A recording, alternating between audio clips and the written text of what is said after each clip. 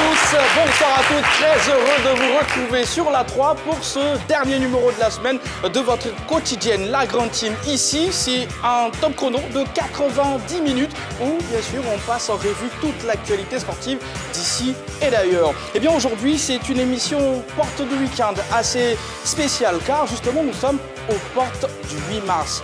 Qui parle de 8 mars, parle de femmes, du coup, honneur aux femmes. Et voilà, ce n'est pas tout, je vous réserve une surprise. Pour l'instant, voici le sommaire de ce numéro de La Grande Team. Pour son numéro spécial Sport féminin, en prélude à la Journée internationale des droits de la femme, La Grande Team vous propose LGT News. Côte d'Ivoire, les femmes sont-elles exclues du sport professionnel? On en parle dans l'actu. Excellente soirée sportive et bonne célébration de la Journée internationale des droits de la femme à nos vaillantes téléspectatrices de la 3.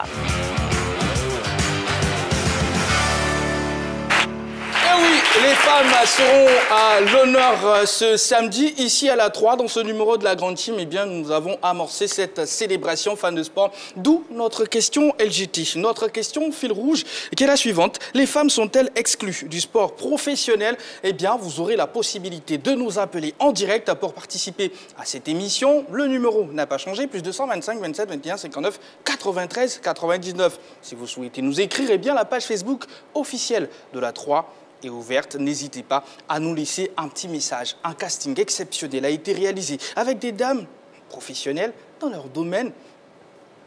La première, Madame Assetou Hicham Tarnagda. Elle est vice-présidente chargée du taekwondo. Est-ce qu'on peut l'ovationner, s'il vous plaît? Voilà, merci. Madame Safiatou Traoré, elle est vice-présidente de la FIBB, entendez par là la Fédération Ivoirienne de Basketball. Et puis Madame Elie Kassebedo, vice-présidente de la commission football féminin que j'ai ici. Voilà. Bonsoir mesdames. Bonsoir. Comment vous allez du coup? Très bien, merci d'être sur notre plateau. Du coup, qu'est-ce que ça vous fait d'être là à la lumière, à l'antenne, en direct tout simplement? C'est un grand plaisir. Merci de nous recevoir déjà sur votre plateau. Je vous en prie. C'est déjà un grand plaisir voilà, de partager le plateau avec vous. J'en connais une sur ce plateau qui aurait aimé qu'il n'y ait pas une once, même pas un petit tache sur ce plateau. Je ne dirai pas de nom, mais en tout cas, rassurez-vous mesdames, vous avez la place aujourd'hui. Ça commence en même temps. Prenez toute la place, tout simplement. Prenez la place. Je dis ça, je dis rien. Comment vous allez? Oui, ça va très bien. D'accord. J'aurais aimé en tout cas avoir un petit H. D'accord. Pas un petit H. Ah. Moi, sur la table. Une femme avec nous. D'accord. Bon, comme on le dit, on ne peut pas vivre sans les hommes. Donc si vous êtes là, c'est tant mieux. D'accord. Ça s'applaudit, ça, mesdames. Voilà. Merci beaucoup. Alors, de votre côté, Madame Elie Kassebedo, comment ça va? Ça va, merci de nous recevoir. Nous en prie. De nous accueillir sur votre plateau, sur la veille de la journée des droits de la femme. C'est tout un honneur. En tout cas, merci d'être là. Et nous avons un charmant public constitué, bien sûr, de 5 basketteuses, tout simplement. Et puis, nos amis de KTC Koumassi qui pratiquent le taekwondo. Voilà. Merci d'être là, en tout cas, fans de sport, si vous nous prenez en marche, nous sommes en direct à l'émission. C'est bien sûr La Grande Team, c'est une quotidienne, c'est du lundi au vendredi, de 20h30 à 22h. Première halte dans cette émission, c'est LGT News. LGT News. Du basketball. Parlons de football à présent. Tchin-Tchin 2025. La compétition fait son grand retour. Le comité d'organisation du Tchin-Tchin de la Côte d'Ivoire, COFIT, a organisé hier jeudi une conférence de presse à Cocody pour annoncer la date du début du tournoi Tchin-Tchin 2025. Cette année, la cagnotte reste fixée à 40 millions de francs CFA pour le vainqueur, un montant qui suscite déjà l'enthousiasme des équipes. Le promoteur Yannick Gourou a souligné l'objectif de promouvoir le sport local à travers ce tournoi. La cérémonie de tirage au sort est prévue pour avril 2025, tandis que la cérémonie d'ouverture aura lieu le 6 juin. Au total, 28 équipes provenant de toutes les régions de la Côte d'Ivoire, avec la possibilité d'accueillir 4 équipes de villes étrangères sont attendues à cette compétition. Une attention particulière sera accordée à la sécurité tout au long du tournoi afin de garantir la paix et la cohésion sociale. Comme innovation cette année, l'équipe la plus mobilisée et la plus fair-play sera également récompensée. Le nombre de bénévoles passera de 100 à 167, renforçant ainsi l'organisation du tournoi.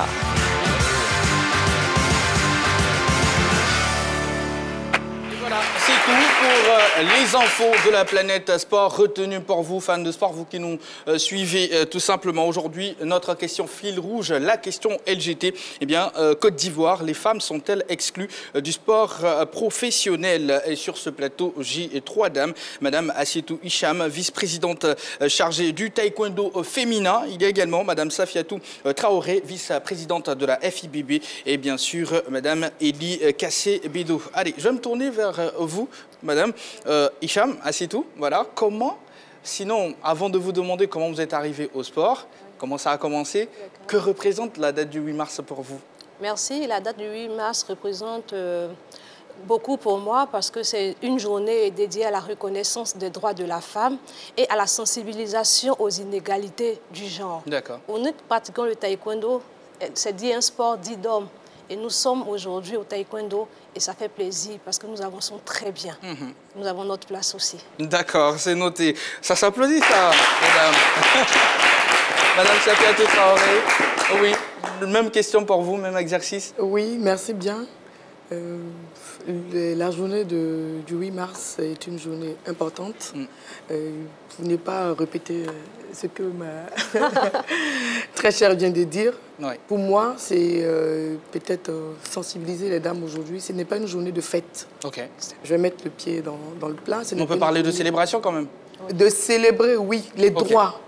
Comme elle a dit, sensibiliser, aller sur des tables de négociation, de discussion pour essayer de retirer quelque chose qu'on n'a pas relativement aux hommes. D'accord. Donc je pourrais m'arrêter là, mais je sensibilise les dames. Ce n'est pas une journée juste pour se mettre en pagne, pour aller fêter. C'est juste pour se mettre sur les tables de négociation et pour revendiquer les droits des femmes. D'accord. Qu'est-ce que vous en pensez?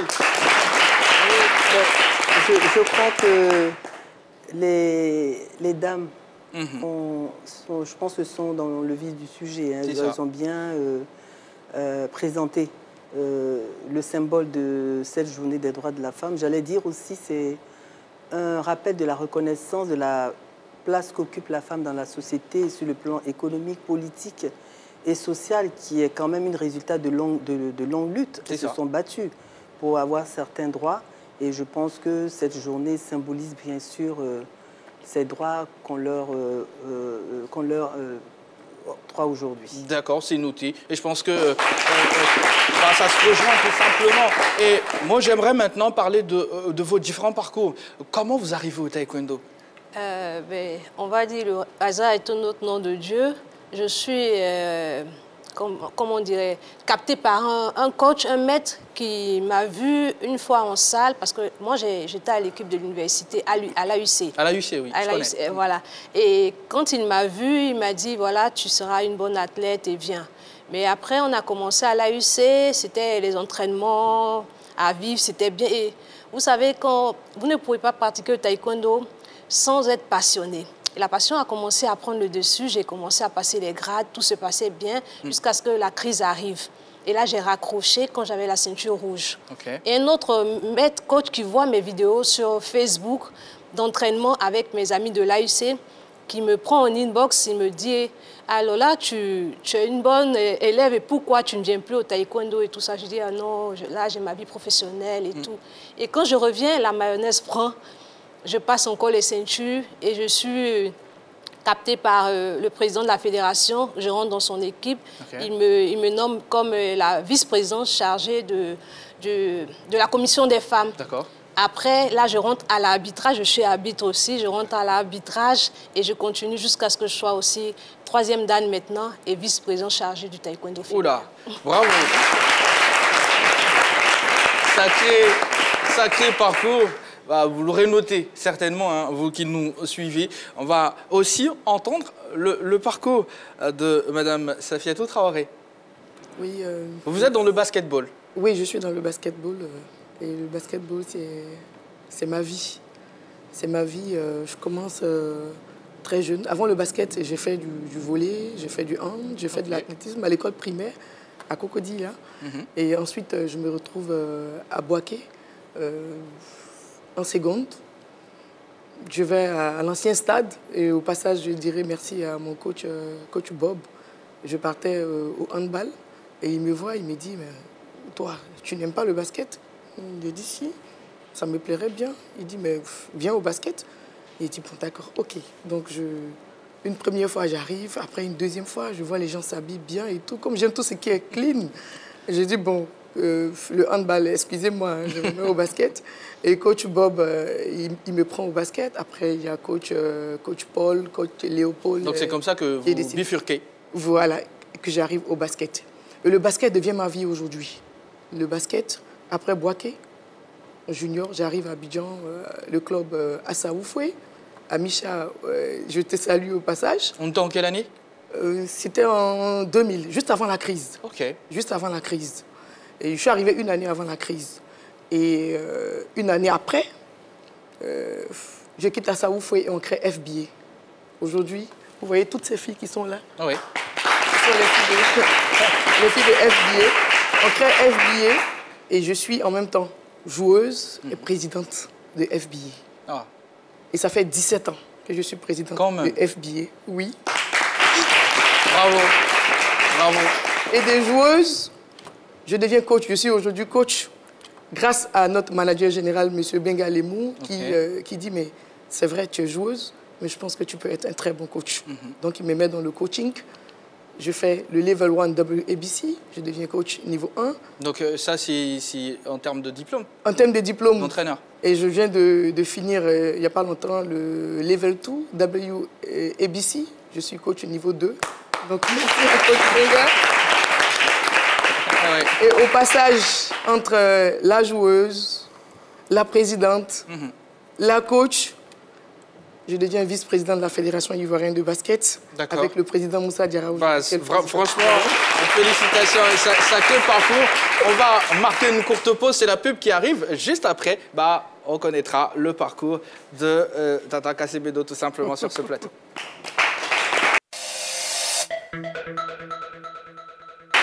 Merci d'être sur la 3. Nous sommes en direct à l'émission C'est la Grande Team, émission spéciale aujourd'hui. Oui, honneur aux dames. Le 8 mars, c'est dans quelques heures seulement. Donc là, je suis entouré de charmantes dames qui partagent avec nous leur parcours tout simplement et on abordera ensemble notre question LGT que je rappelle pour celles et ceux qui viennent de nous prendre en marche. Les femmes sont-elles exclues du sport professionnel? Nous sommes en Côte d'Ivoire, donc on parle exclusivement aujourd'hui de la Côte d'Ivoire tout simplement, donc du cas de la Côte d'Ivoire. Alors, on est en train un tout petit peu de parler des parcours.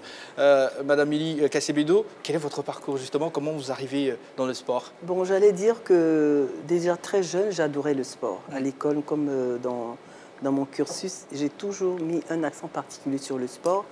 Et le sport, le football particulièrement, parce que je trouve que c'est un sport qui est un sport de stratégie, de tactique, de beaucoup de choses. Voilà. Et je me suis intéressée au football. Et par des opportunités se sont offertes à moi. Et je me suis retrouvée au cœur du football féminin. Ah, tout simplement. Mais en même temps, c'est assez exceptionnel. Vous n'avez pas pratiqué. Mais en tout cas, je vais dire que j'ai flirté avec le football féminin, mais c'est pas même pas en tant qu'amatrice. Mais j'ai toujours été dans le milieu. En tout cas, vous faites bien d'être là et vous êtes à votre place. Vous méritez tout simplement quand on voit un tout petit peu tout ce qui se fait chez vous, tout simplement. Bravo. Merci. Voilà. Il y aura différents axes, bien sûr, dans cette émission. Et bien sûr, pour les aborder, c'est dans l'actu.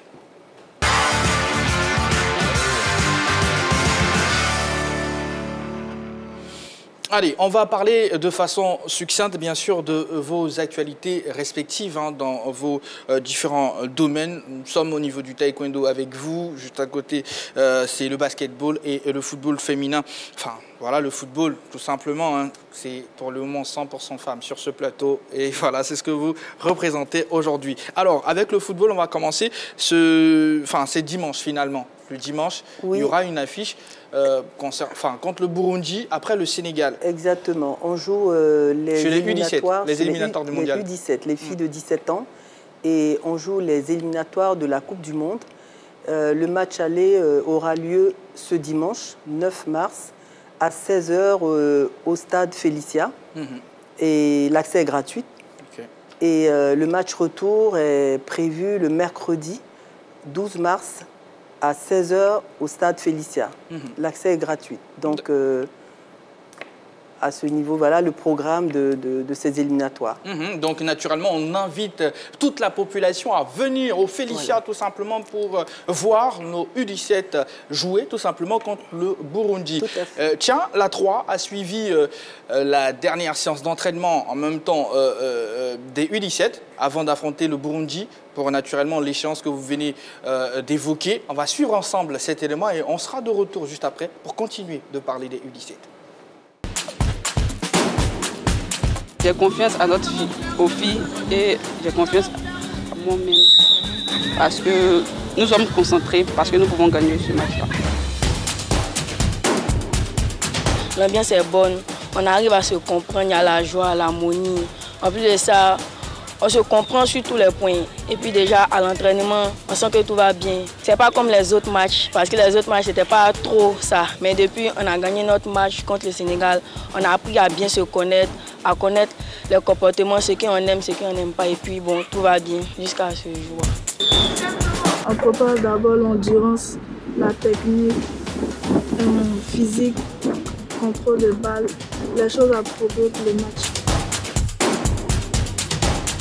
J'ai aimé le football grâce à mon grand-frère et à mon papa aussi. C'est eux qui m'ont poussé à aimer le football. Il y a l'ambiance.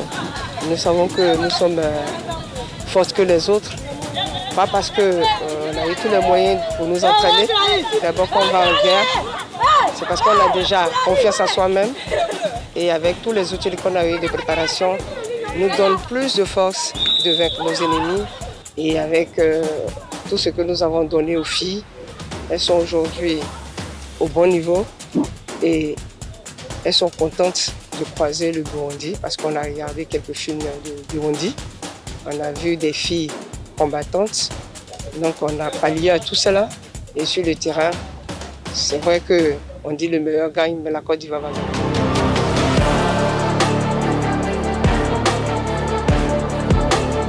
Et avec tout ce que nous avons donné aux filles, elles sont aujourd'hui au bon niveau et elles sont contentes de croiser le Burundi. La préparation du match contre le Burundi se passe super bien. Nous, on a qu'en tête d'être concentrés. On ne peut pas galvaniser ou bien sous-estimer l'adversaire, mais on doit être concentré, écouter tout ce que les coachs nous disent, respecter les points de vue des coachs et après ça, on verra le résultat. Moi, je pense que je suis déjà pétillante pour le match.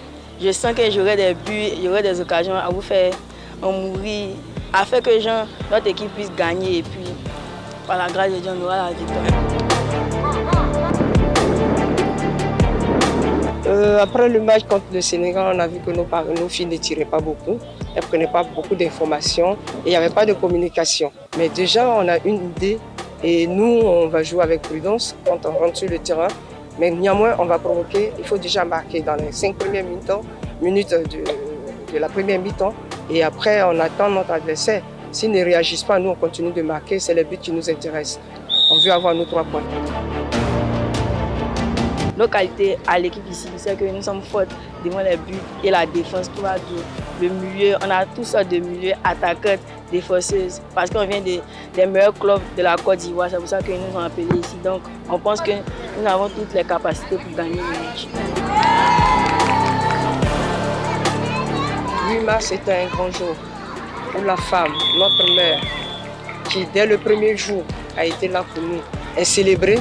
Nous pensons que nous souhaitons une très belle fête à ces jeunes dames qui ont choisi aujourd'hui de pratiquer le football, qui est le sport des garçons, mais qui aujourd'hui, au travers de ce métier, se nourrit.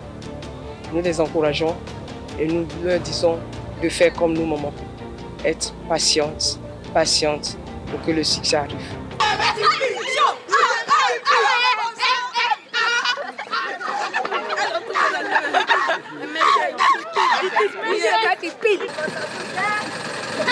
Les éléphantes, les guerriers, les combattants, c'est nous. Nous sommes là. Nous sommes là. Guerriers. Nous sommes là. Guerriers. Nous sommes les combattants, nous sommes les éléphantes.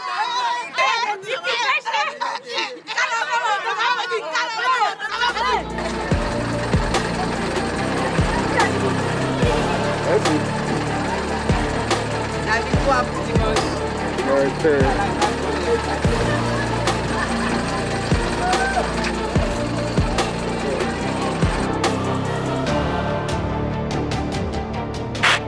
Voilà, belle ambiance, nos filles sont motivées en tout cas, ça augure de pas mal de choses et on suivra tout ça pour vous, fans de sport. Mais en tout cas, vous avez la possibilité vous-même d'aller voir, et bien sûr ce dimanche au stade Félix Houphouët-Boigny. Ne vous faites pas raconter bien sûr cet événement-là, allez-y, poussez notre équipe à la victoire.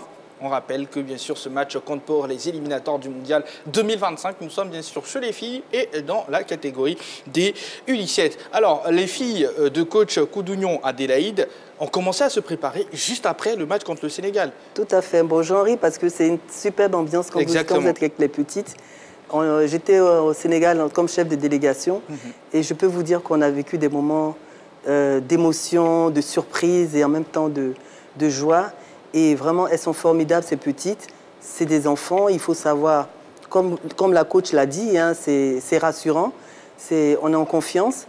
Et dès le retour du Sénégal, elles ont commencé à se préparer pour la rencontre de dimanche. Voilà, donc je dis aujourd'hui, on peut dire que la préparation s'est bien faite, les programmes ont été respectés, les matchs amicaux ont permis de tester, n'est-ce pas, leur performance. Et on a développé des talents et on a développé encore les performances. Mais je peux vous dire qu'on a une bonne équipe. J'ai suivi un tout petit peu le match contre le Sénégal au Sénégal. Il s'en est fallu de peu que la Côte d'Ivoire tombe, mais elles sont allées chercher dans leur trip pour se qualifier. Qu'est-ce qui a fait la différence, vous, qui étiez bien sûr sur le terrain au Sénégal?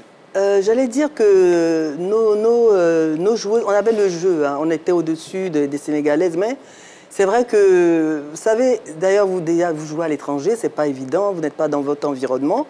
Et je pense qu'au débat, il y a peut-être un manque d'assurance, mais quand on est descendu dans les vestiaires à la première mi-temps, je peux vous dire qu'on leur a dit, écoutez, vous jouez pour la Côte d'Ivoire, vous êtes là pour la Côte d'Ivoire, osez, mouillez le maillot, vous avez le jeu. Vous dominez, n'ayez crainte. Et je pense qu'elles ont permettez-moi, surtout qu'on était menés. Oui, à la première mi-temps, c'était 1-0. Ouais. Et je pense qu'on les a boostées et elles ont compris les enjeux, d'autant plus que on leur a dit, vous êtes les ambassadrices de la Côte d'Ivoire, hein, donc si vous gagnez, c'est la Côte d'Ivoire qui gagne. Donc je pense qu'elles ont été sensibles à ces paroles. Et il y a eu un déclic. Il y a eu un déclic et une fois qu'elles sont montées à la deuxième mi-temps, ben, elles ont égalisé, après le Sénégal a pris le dossier. Puis nous, à la 89e minute, donc pratiquement à la fin du match, on a égalisé. Et comme donc c'était 2-2, et comme vous jouez à l'étranger, ça compte 2 fois. Exactement. Et Dieu merci, on a été qualifiés. C'est ça, merci beaucoup. Oui. On espère tout simplement que l'aventure ne va pas s'arrêter en si bon chemin. Avant de parler de basketball, est-ce que vous avez un message à adresser au public, naturellement, parce que c'est dimanche en même temps, Félicia?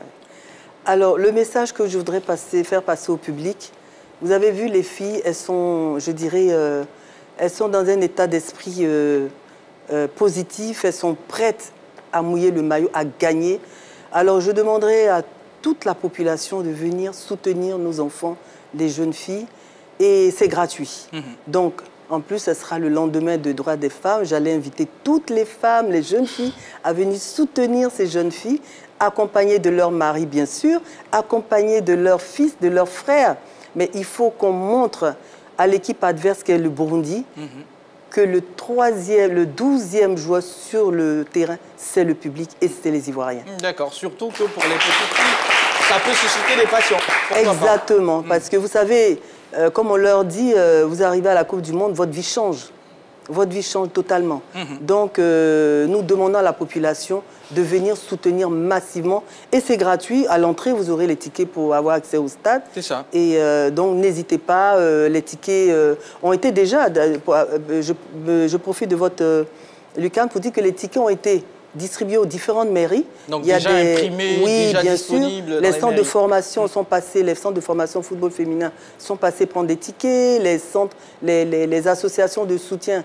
Donc, on a distribué déjà près de 4500 tickets. On a encore des tickets qu'on a dû réimprimer parce que la demande est forte. Donc, on vous attend, population ivoirienne. On espère tout simplement.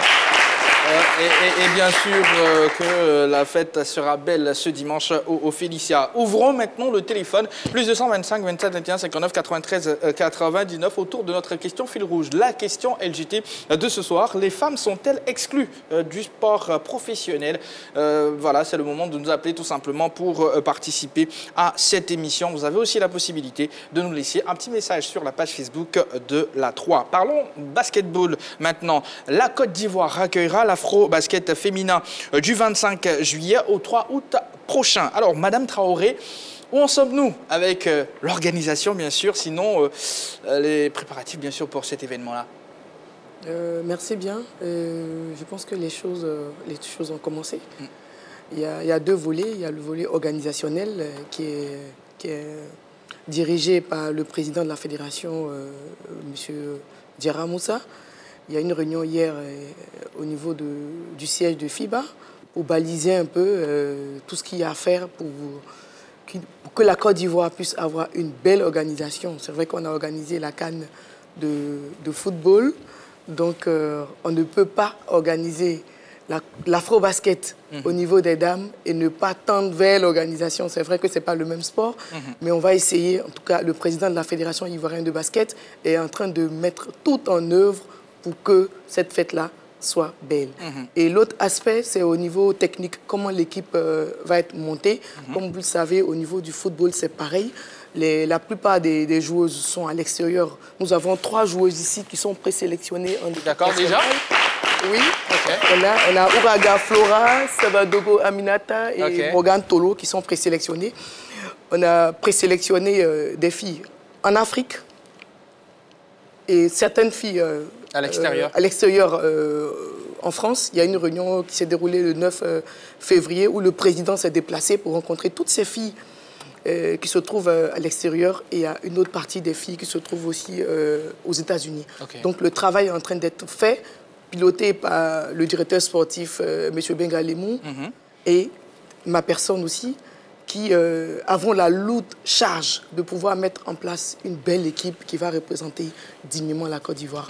Au niveau de l'afro-basket, au niveau des hommes, la Côte d'Ivoire a organisé l'afro-basket en 2085 et en 2013. Et au niveau des dames, c'est une première. Donc je pense que toutes les femmes, il faut que cette fête-là soit belle et la fédération est en train de tout mettre en œuvre pour que cette fête-là soit une réussite. D'accord. En tout cas, c'est encore un rendez-vous à ne pas manquer, un rendez-vous à suivre forcément. C'est en Côte d'Ivoire, c'est chez nous.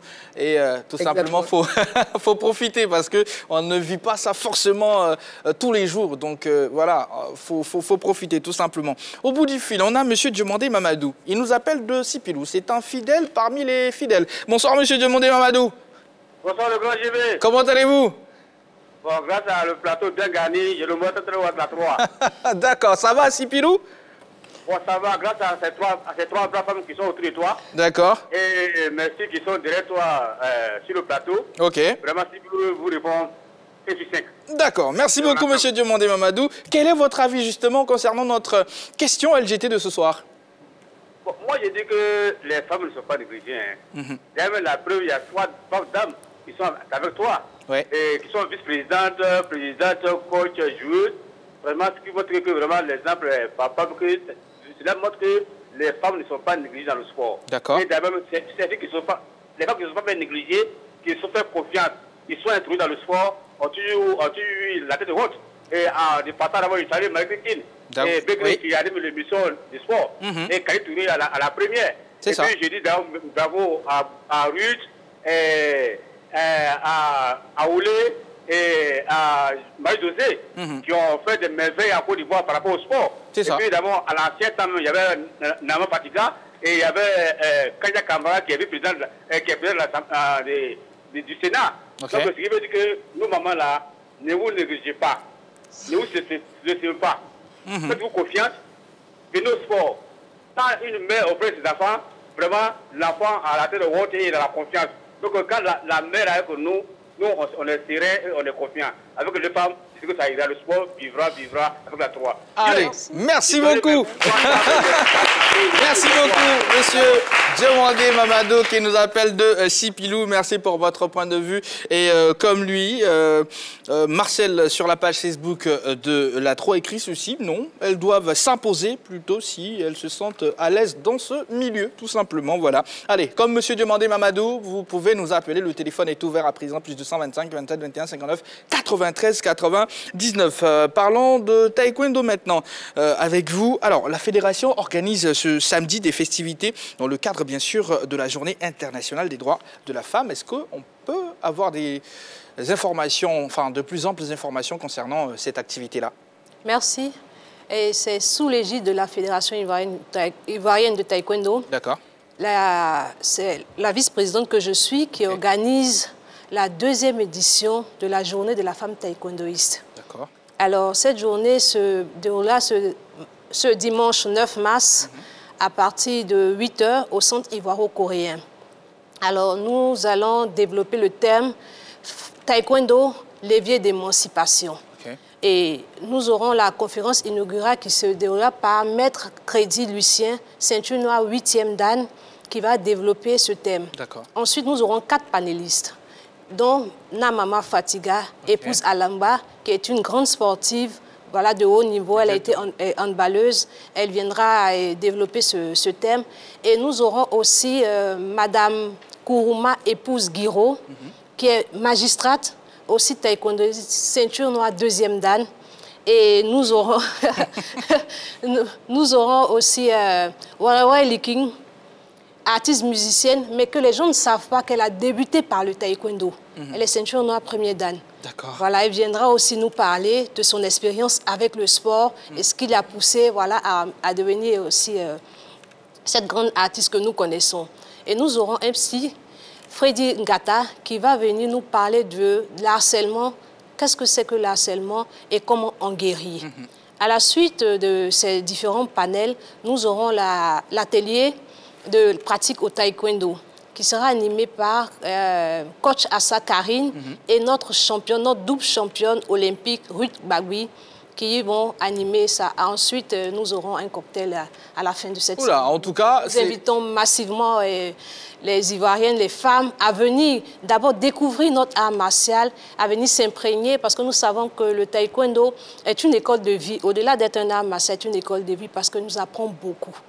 D'accord. En tout cas, c'est du haut niveau, vous l'aurez remarqué. Travail bien sûr du programme, du chronogramme qui a été déballé bien sûr là à l'instant, et puis de la qualité des intervenants. Donc si vous avez la possibilité également, c'est un rendez-vous à ne pas manquer. C'est au Centre ivoiro-coréen à partir de 8 h ce dimanche 9 mars. Ah, c'est le dimanche. C'est le dimanche, le dimanche 9 mars 9 également. Mars. Oui, à partir de 8 h, de 8 h à midi. D'accord. Donc après, on pourra aller soutenir nos sœurs, voilà.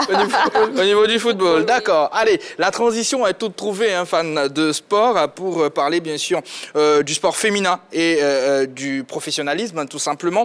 Les femmes, tout comme les hommes, sont engagés dans la pratique du sport de haut niveau en Côte d'Ivoire. Malheureusement, les efforts consentis pour rapprocher le sport masculin du professionnalisme ne sont pas les mêmes que pour le sport féminin, j'y arrive tout simplement. Comment sortir celui-ci du statut amateur? Eh bien, on va planter un tout petit peu le décor avec cette vidéo qui arrive.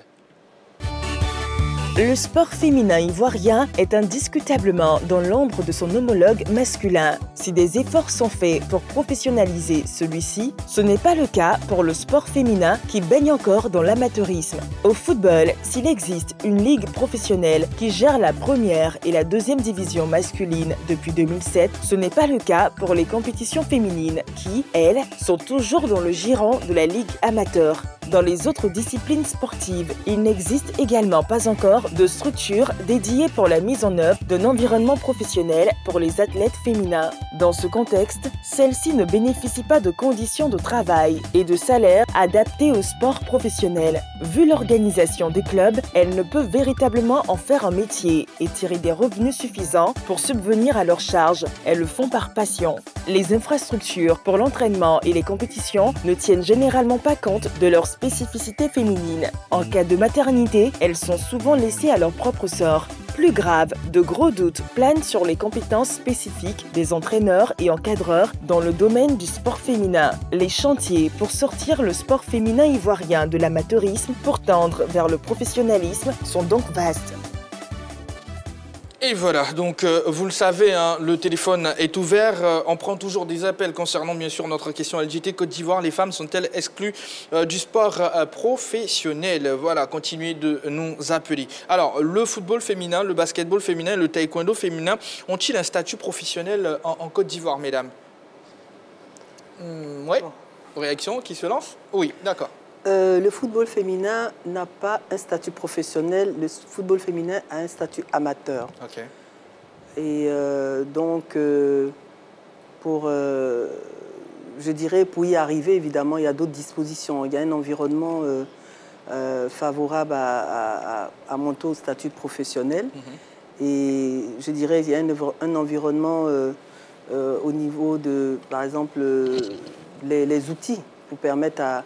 Il y a la formation, il y a l'encadrement, il y a les championnats même, il y a tout un ensemble d'éléments qui peuvent contribuer à monter justement au statut professionnel pour offrir évidemment des matchs de qualité, parce que dès l'instant où vous offrez des matchs de qualité, vous avez des partenaires et des sponsors qui peuvent permettre de monter, je dirais, de hisser haut le football.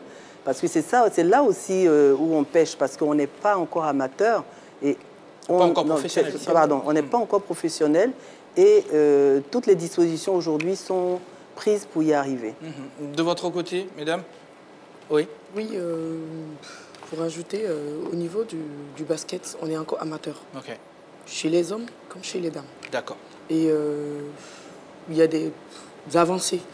C'est vrai que le président Diarra ne l'a pas dit de manière ouverte. Je veux une ligue professionnelle, mais je pense qu'on est en train de tendre vers. Mais comme elle a dit, il faut un minimum. Il faut d'abord des structures, des infrastructures, déjà. Il faut aussi structurer même les équipes pour qu'elles puissent arriver à un niveau professionnel. Il faut aussi un accompagnement parce qu'il y a un problème de financement au niveau des sponsors, parce que la parafiscalité donnée par l'État de Côte d'Ivoire ne peut pas permettre à la fédération de distribuer des ressources aux clubs pour être professionnels. Donc au niveau du basket, je ne pourrais pas me plaindre en disant que les hommes sont... Il y a un championnat professionnel pour les hommes et pour les dames. Les deux sont au même niveau. Et le président Diarra fait l'effort de mettre les femmes et les hommes à un même niveau. Par exemple, quand il donne les subventions, l'année dernière, il y a une subvention. Chez les hommes, chez les dames, c'était identique. Cette saison, c'est pareil. Mais quand vous donnez, par exemple, des subventions à des clubs qui, à court terme ou à moyen terme, deviendront des clubs professionnels, il faut mettre en place un cahier de charges pour qu'il y ait des retombées sur les athlètes, surtout féminins. D'accord, tout simplement, c'est bien noté, madame. Allez, on va faire un tour du côté de Port-Bouët pour retrouver monsieur Gondo. Bonsoir, monsieur Gondo, comment allez-vous? Bonsoir, monsieur, comment vous allez? Ça va, merci beaucoup. Ok. Alors, oui. Je reprends rapidement à la question qui a été posée. Allez-y. Je viens d'abord par cela vous dire d'abord grand merci de m'avoir donné la parole. D'accord. Et grand merci à la vice-présidente de la fédération qui est sur votre plateau. Elle mérite également des encouragements parce que c'est une dame vraiment qui se bat pour le basket ivoirien, surtout pour l'équipe féminine. D'accord. Est-ce que vous pouvez parler un peu plus fort, monsieur Gondo, s'il vous plaît? Donc, je disais que je tiens à vous dire que il faut remercier et encourager ces braves femmes qui sont sur votre plateau. D'accord. Au passage, je salue également la vice-présidente de la fédération qui est sur votre plateau, Madame Safiatou Traoré. Et au-delà de ça, j'aimerais dire que les femmes ont une place importante dans le sport, surtout le sport ivoirien. Okay. Et qui parle de sport parle de santé. Et qui parle de santé parle de tout être humain. Et en parlant des êtres humains, on ne peut pas exclure les femmes dedans. Donc, pour moi, les femmes ont une grande place au sport. D'accord. Merci beaucoup. C'est noté. Merci pour votre participation, M. Gondo. Excellente soirée à vous du côté de Port-Bouët, tout simplement. Voilà. Bah, de votre côté, merci. Merci beaucoup. Voilà. On va saluer donc nos basketteuses juste derrière, ainsi que le club KTC de Koumassi, voilà, qui nous accompagne. Merci beaucoup. Merci. Oui. Je ne vais pas être longue, et c'est tout comme mes sœurs l'ont dit. C'est pareil parce que des efforts doivent être consentis pour aider les fédérations. Sinon, les fédérations, elles font avec les moyens qu'elles ont. Et on ne peut pas aussi aller au-delà. Mais sur ce, le président Jean-Marc Yassé, il travaille voilà, pour professionnaliser ce domaine parce que nous avons beaucoup d'athlètes voilà, qui rêvent grand, qui ont envie de pratiquer que le taekwondo et en vivre. Donc, Mais en même temps, est-ce que c'est un frein à l'épanouissement du sport féminin? C'est peut-être logique. Oui. C'est un frein si j'aborde le volet maternité. Quand on parle de professionnalisation, ça veut dire qu'il y a un contrat. C'est ça. Il y a un contrat, il y a un salaire. Moi, je travaille, je suis cadre financier dans une entreprise de la boîte. Quand je fais un bébé, je vais prendre mes congés de maternité. C'est ça. Je suis payé, je continue ma vie. Mais une fille qui est au basket, elle n'a pas de contrat. Le basket n'est pas encore professionnalisé. Elle se retrouve à faire un bébé. Elle va en congé de maternité. Sa carrière est en pointillé. Ça arrête. Ça me donne même une idée de voir un peu au basket combien de filles ont pu faire un enfant et revenir au basket parce qu'il n'y a pas de... C'est pas professionnel. Il n'y a pas de contrat qui te protège. Donc, pour moi, les efforts doivent être consentis. Pour que la femme puisse être épanouie, il faut qu'on arrive au vous souhaitez réagir? Surtout, je voudrais aussi insister sur le fait qu'au niveau du football féminin, pour passer justement de la phase, excusez-moi, d'amateur au professionnel, je n'ai pas insisté sur un point. Le président Idriss Diallo fait beaucoup d'efforts. D'accord. Parce qu'au niveau des subventions, déjà, elles ont été revues. Au niveau de l'encadrement technique, des dispositions ont été prises. Et je peux vous dire que ça coûte très cher, mais c'est dans la vision du président. Et concernant le football féminin, beaucoup d'efforts sont faits en ce moment et notre ambition, c'est de passer aux professionnels. Donc, voilà. Si j'entends bien, il y a des projets dans ce sens-là? Beaucoup de projets. Oui, beaucoup. Partout? Oui. D'accord. Oui, qui souhaite développer pardon, un tout petit peu. Bon, là, on a entendu un tout petit peu Madame Kassebedo. Est-ce que vous avez quelques éléments quand même à nous donner? Oui, moi je pourrais dire au niveau du basket, la fondation, le président Diarra est en train de mettre la fondation pour professionnaliser le basket et masculin et féminin. Parce que pour lui, ce sont les deux en même temps. Aujourd'hui, nous avons la Ligue d'Or. La Ligue d'Or qui est la Ligue de première division.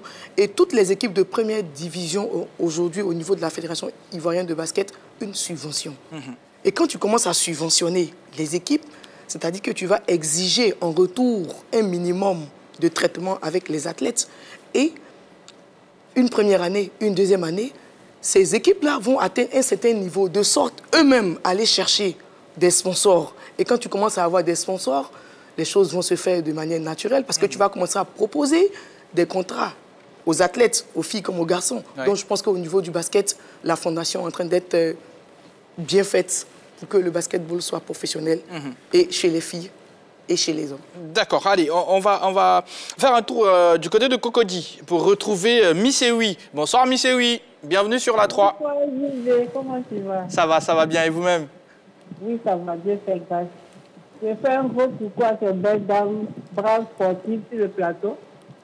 Mesdames, vous êtes saluées. Et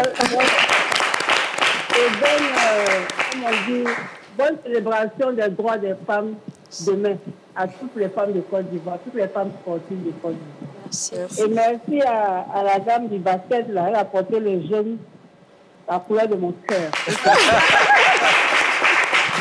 Mais pour répondre à la question, elles ont tous dit, hein, c'est dommage. Nous ne sommes pas exclus, mais nous sommes minimisés. nous sommes un peu étouffés.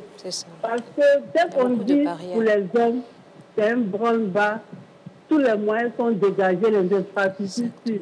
Regarde un peu le dôme du Palais des Sports, par exemple. Parce que combien d'années on parle de restructuration de ce dôme-là?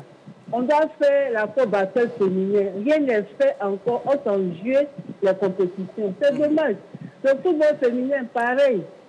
Les bonnes dames se battent pour avoir les moyens. Les jeunes filles, c'est difficile pour une jeune fille pour dire je m'en vais jouer au foot. Déjà, on a une idée arrêtée du foot féminin.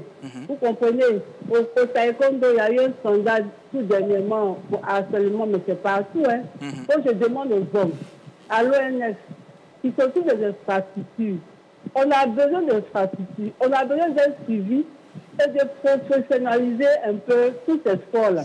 Et là, dans le temps, à Boaké, avec Badino, ce qu'il a fait de la maman Fadiga, de Carmo Désiré, ses grandes sœurs dans le sport, la politique n'a pas suivi. Donc je demande aussi à nos jeunes politiques de suivre un peu. Il n'y a pas que les hommes. Pourquoi les femmes, on nous met toujours derrière? C'est pas bon.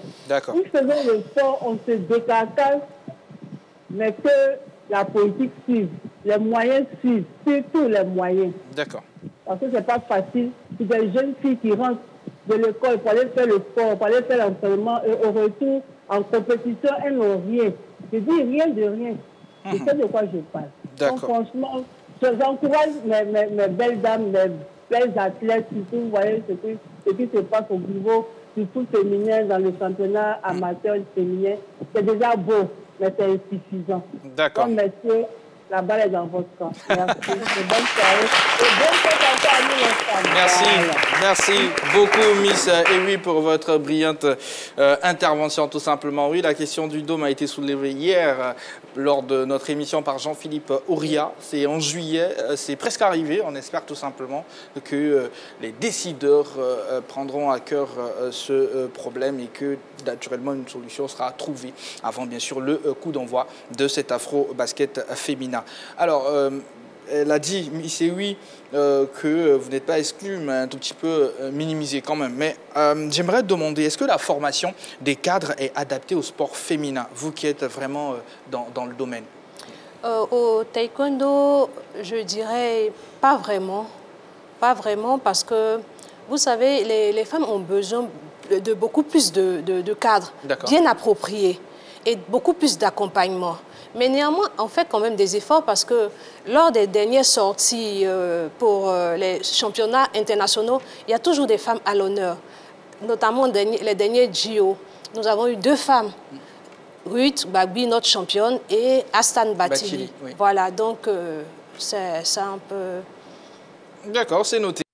Côte d'Ivoire, les femmes sont-elles exclues du sport professionnel? Eh bien, nous en parlons tout simplement aujourd'hui avec des dames qui s'y connaissent, bien sûr. J'ai avec moi Madame Assetou Hicham Tarnagda. Voilà, c'est bien, je prononce bien. Merci beaucoup. Derrière, on a Madame Safiatou Traoré.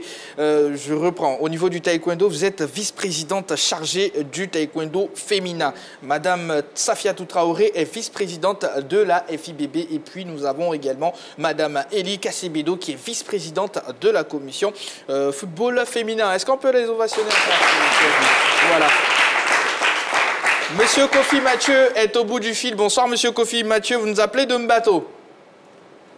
Allô? Oui, bonsoir.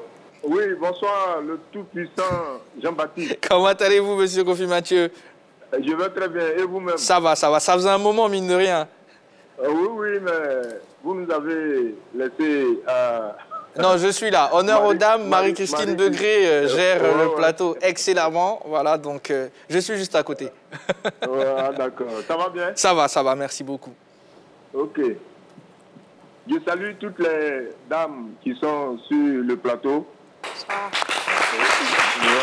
leur souhaite une très bonne célébration de la journée des droits de la femme. D'accord. Et puis dire que pour ce qui concerne la question... Franchement, je crois que le sport féminin, les autorités, sinon les décideurs, ne font pas beaucoup d'efforts pour ce sport-là, pour le professionnaliser. Parce que nous avons tous en mémoire les derniers remous qu'il y a eu au sein du football féminin, au sein du basketball. Le président récemment était sur la grande team pour dire tous les efforts qu'il est en train de faire au niveau de l'Europe et des États-Unis pour ramener quelques jeux qui sont déjà là-bas. Ça veut dire que sur le plan local, rien n'est fait pour que nous ayons des équipes nationales fortes pour ne pas être dépendants tout le temps des joueurs et joueuses qui sont dans l'Hexagone. Vraiment, sur ce plan-là, je vois que beaucoup d'efforts n'est pas fait pour améliorer les choses. Donc, c'est le lieu, aujourd'hui, à l'occasion de cette célébration-là, d'appeler tous les dirigeants du football, du basketball et de tous les sports, de faire un effort pour trouver les voies et moyens pour permettre que sur le plan local, nous ayons des équipes nationales fortes. Parce que dans les grands pays de sport, c'est comme ça. Même si après, il faut chercher une ou deux personnes qui brillent pour les joindre à ces équipes-là, mais au moins sur le plan local, on peut se taper la poitrine pour dire qu'on va à cette compétition et on peut arriver loin à cette compétition-là. Donc, c'est l'appel que je voulais lancer. En tout cas, une fois encore, je souhaite belle célébration à nos belles dames et leur demander de continuer. Le bout du tunnel n'est pas loin. D'accord. En tout cas, c'est votre avis.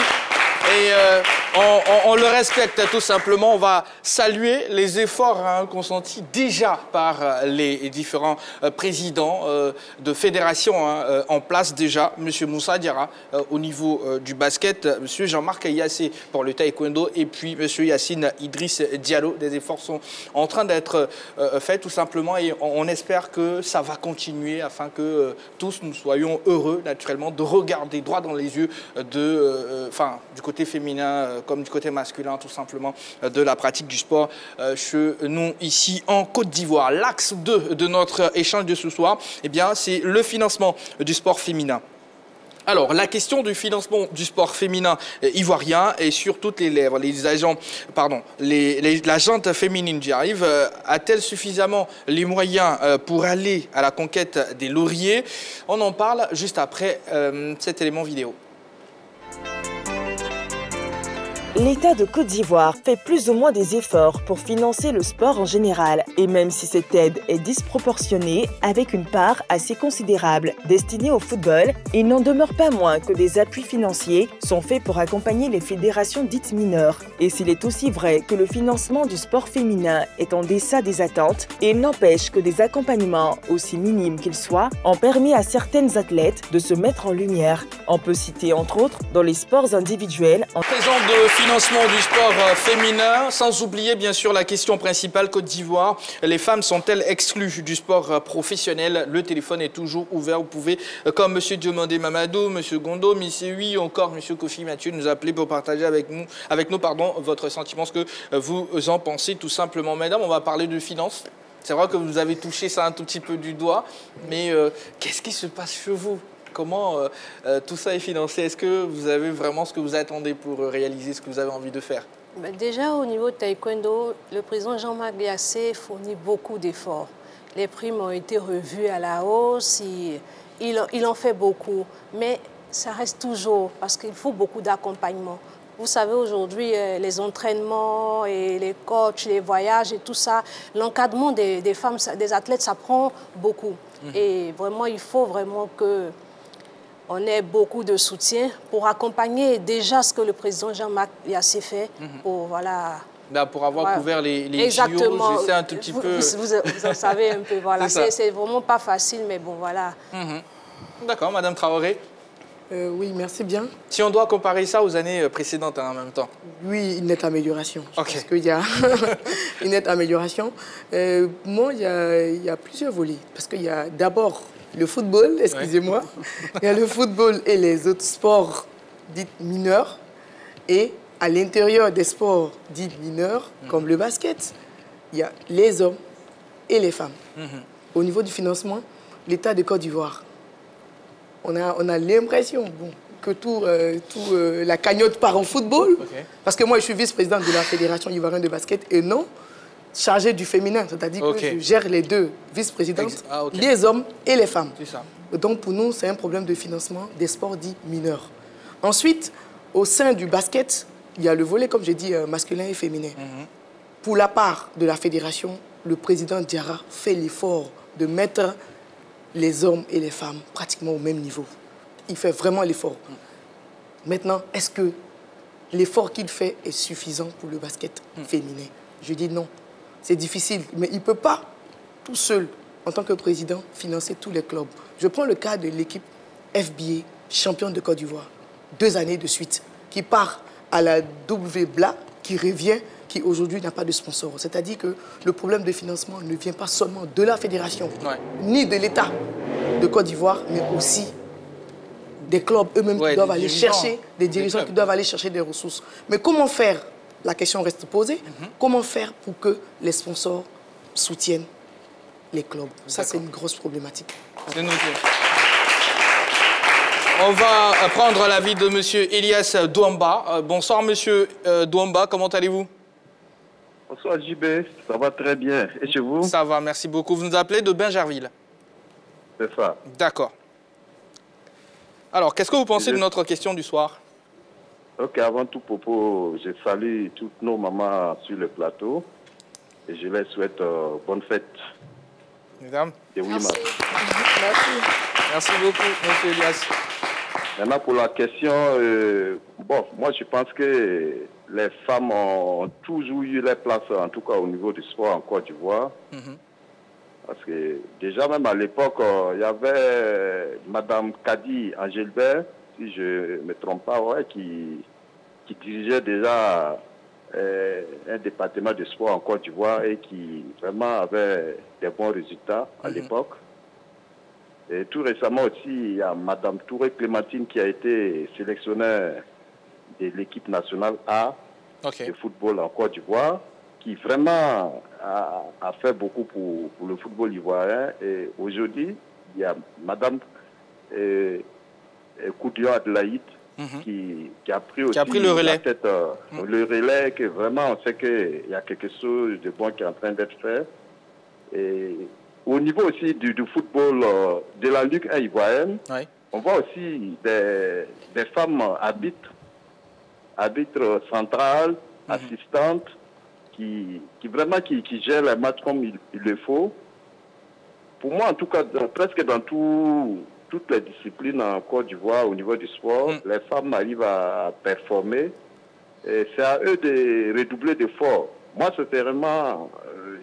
Je suis confiant. Je pense que si elles prennent les taureaux par les cônes, voilà, il n'y a pas de raison que les choses n'évoluent pas. On ne les respecte pas et que les choses évoluent de manière parfaite. Ok. Voilà, c'est ce que j'avais comme avis. Merci. Merci beaucoup. Bonne émission. Merci, M. Douamba, et merci de nous suivre. Hein. Ça fait plaisir. D'accord. Madame, au niveau du football, ça a été annoncé. Je pense que c'est effectif. Il y a eu une amélioration au niveau des subventions et autres. Je voulais même dire qu'il y a 2 sources de financement. Expliquez-nous. Il y a les subventions, c'est vrai. Et il y a aussi tous les moyens que la fédération met à disposition pour justement...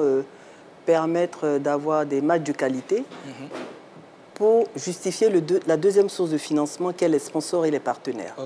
Parce que quand vous avez un match de qualité, un match où on a de la visibilité, ben, je veux dire, la deuxième source de financement arrive.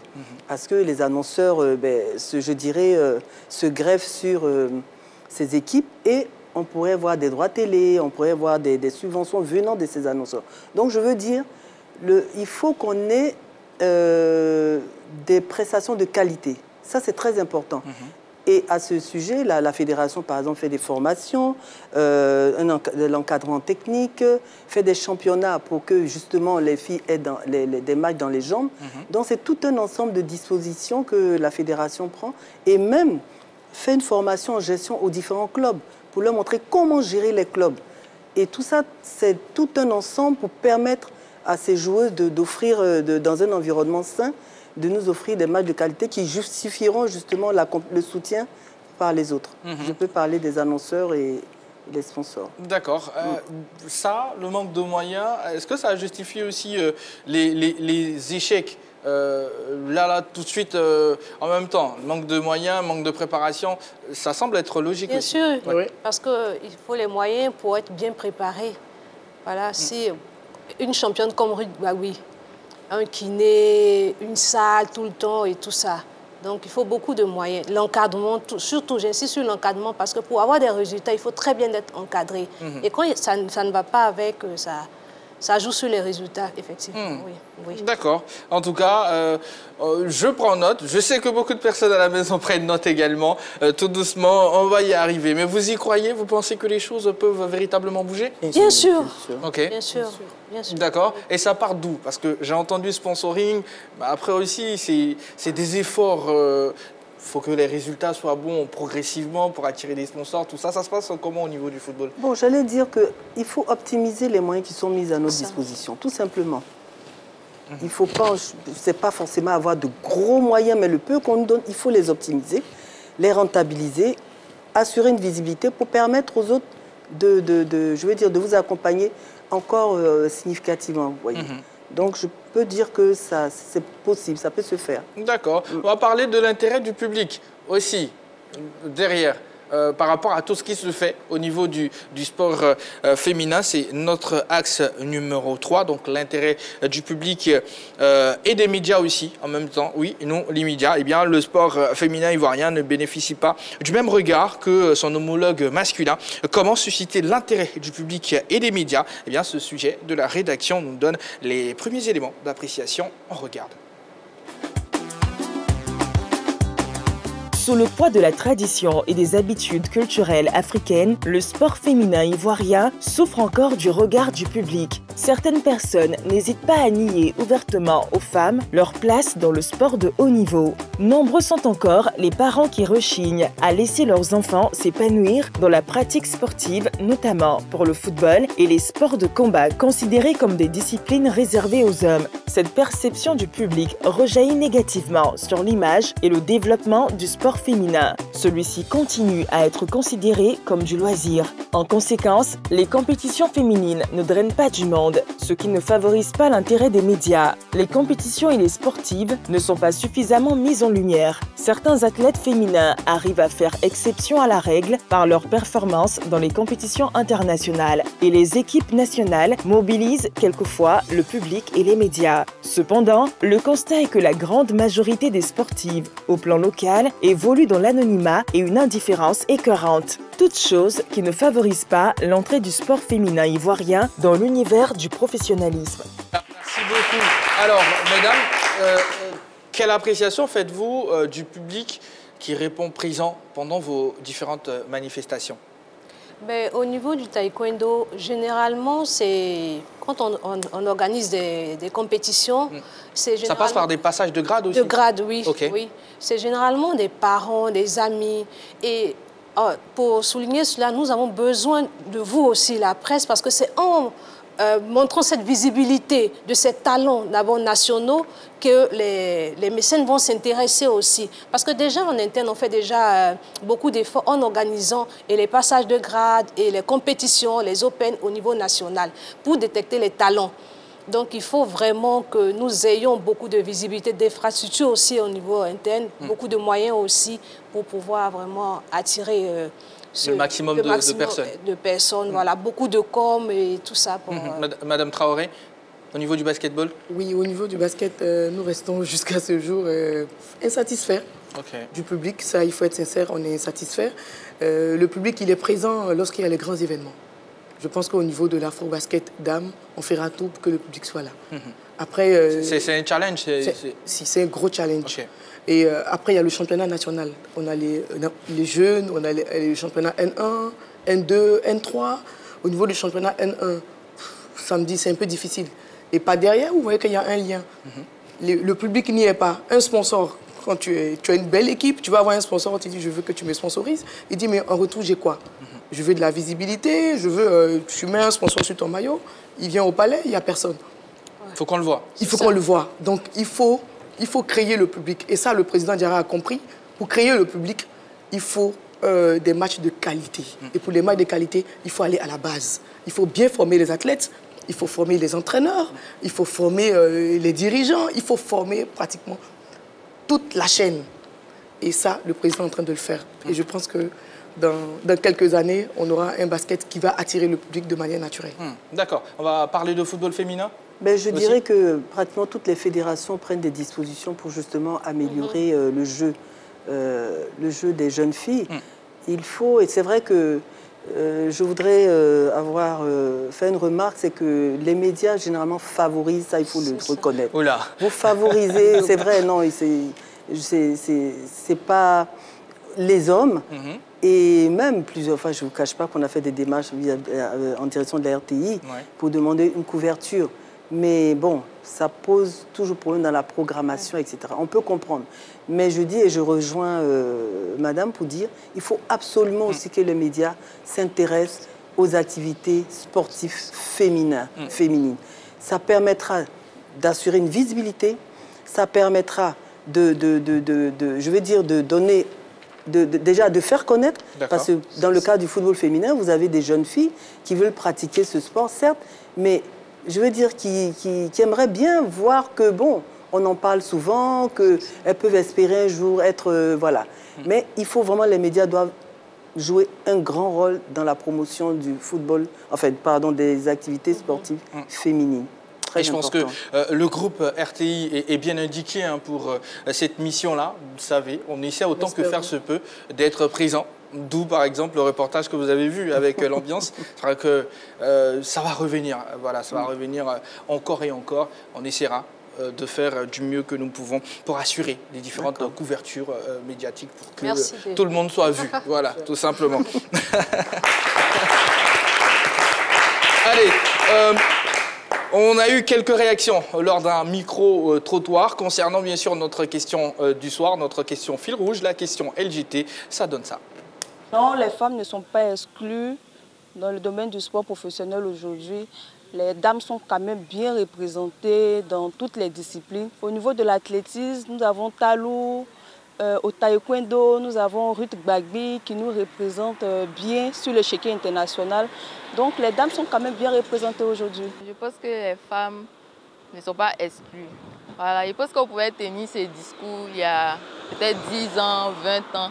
Mais maintenant, les femmes sont de plus en plus présentes en matière de sport, que ce soit foot, tennis, judo. On voit beaucoup plus de femmes, autant même que les hommes, je peux dire. Donc les femmes ne sont pas exclues. Mais il y a des cas où elles se sentent exclues, on peut dire en matière de football, où elles se plaignent de ne pas avoir les mêmes salaires que les hommes. Ça, c'est un débat qui est beaucoup récurrent.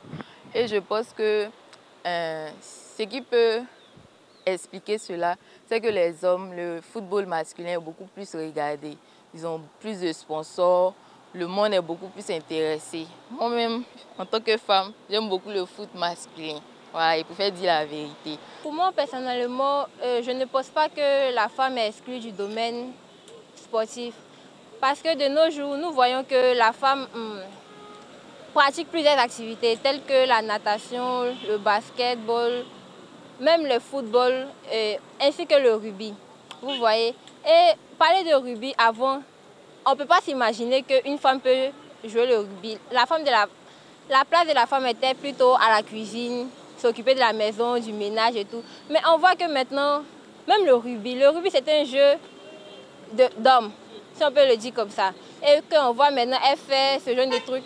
On est fiers d'être une femme, quoi, au fait. Si on veut comparer le sport masculin face au sport féminin, on constate que dans le sport masculin, il y a plus de pub, plus d'engouement, plus de relais, on va dire. Et dans le sport féminin, il n'y a pratiquement pas de pub au fait. Et ouais. En tout cas, chacune a son idée. On l'a vu clairement hein, dans l'élément. Voilà, la femme n'est pas exclue. Ça, c'est clair. C'est clair.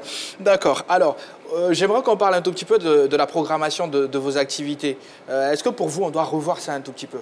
Parce que pour le football, je sais que c'est beaucoup plus les matins. Enfin, Oui, que ça joue. Ça dépend de la disponibilité des terrains, en fait. Parce que comme au niveau des terrains d'entraînement, c'est toujours... soit on le fait le matin, généralement, mais il arrive par moment où on peut être programmé à 15 h où il fait vraiment chaud, mais c'est malheureusement pas toujours dépendant on va dire, du football féminin, de la discipline, parce que ce sont des terrains qui appartiennent, n'est-ce pas, qu'on occupe, et qui appartiennent soit à l'ONS, soit à des privés. Et des fois, il y a des programmations qui sont faites avant nous, donc on se contente de la tranche horaire qu'on peut utiliser. D'accord, mais ça aussi, ça rend un tout petit peu difficile la tâche. Oui, oui, c'est vrai, parce que jouer au football sous un soleil ardent, j'avoue, c'est pas facile. Oui, c'est vrai. D'accord. Mais on essaie d'améliorer, on essaie d'améliorer, mais quand des fois on n'a pas le choix, on joue aux horaires qui nous sont imposés. D'accord. Au niveau du FBA, qu'est-ce qu'on doit améliorer ou du moins, qu'est-ce que vous souhaitez pour mieux travailler, vous, Madame Traoré? D'abord, les infrastructures. Elle parle de jouer au football sous ce soleil. Le basket est un sport qui se joue dans une salle fermée. Et aujourd'hui, on a combien de salles en Côte d'Ivoire? C'est compliqué. Les week-ends, programmer tous les matchs. On a les championnats jeunes qui se déroulent au lycée classique, à Bobo, à Makori, à Yopougon, des terrains ouverts. On n'a pas d'infrastructure. Et pour moi, je pense que c'est la première des choses que l'État peut nous offrir, ce beau cadeau-là, les infrastructures. Et après, le reste, je pense que ça va suivre. Pour m'arrêter. C'est la même réalité chez vous? Oui, au niveau de taekwondo, nous avons un centre, mais généralement, les compétitions se jouent les week-ends et les salles sont parfois occupées aussi. Donc, ce qui crée parfois des problèmes parce que les élèves, c'est des élèves qui pratiquent le taekwondo. Donc, voilà, ça reste un petit problème aussi. En tout cas, c'est un tout. Mais chaque partie essaiera autant que faire se peut d'améliorer les choses pour que, naturellement, ici, en Côte d'Ivoire, on puisse avoir un bon niveau, tant chez les hommes que chez les dames. Alors, nous allons humblement vous demander, Madame Safiatou, non, plutôt à vous, Madame Assietou, de nous gratifier d'une petite prestation. Avec vos filles, pourquoi pas? Ça va, c'est validé? Ça va, c'est validé. D'accord. Je ne vais pas m'y mettre. En tout cas, moi, je vais juste vous regarder. Hein. Voilà. Et comment ça s'appelle déjà, ce qui va être fait? C'est le poumsé. OK. Oui. Vous regardez plutôt les caméras de l'autre côté. Vous regardez, voilà, là-bas, et vous faites plaisir. Oui. Je descends? Oui, venez, venez. Dites-nous tout. Chariot. Tenez. Taïgou Ijan. Choumi. Sijet.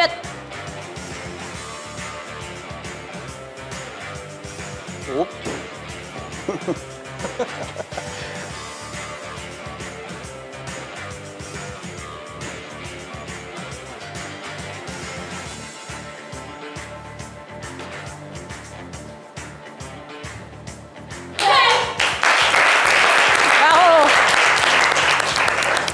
Chaud.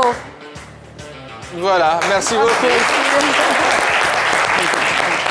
Alors, généralement, on fait ça à quel moment de notre lors des apprentissage? passages de grade, c'est juste un enchaînement imaginaire d'attaques voilà, que nous faisons. Et là, ce qu'elle vient de faire, c'est le premier poumsé pour avoir la ceinture jaune.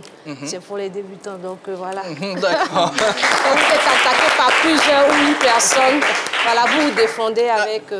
C'est ça. Alors, plus que 2 minutes, mesdames, avant de nous séparer. C'est malheureusement vite arrivé.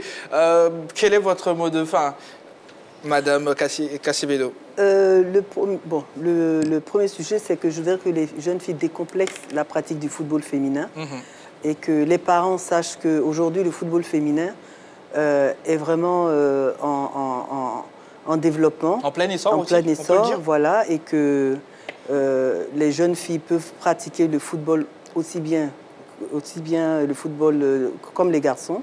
Donc il faut, je crois, décomplexer puis vulgariser ce football. Et puis je voudrais terminer en disant que j'invite toute la population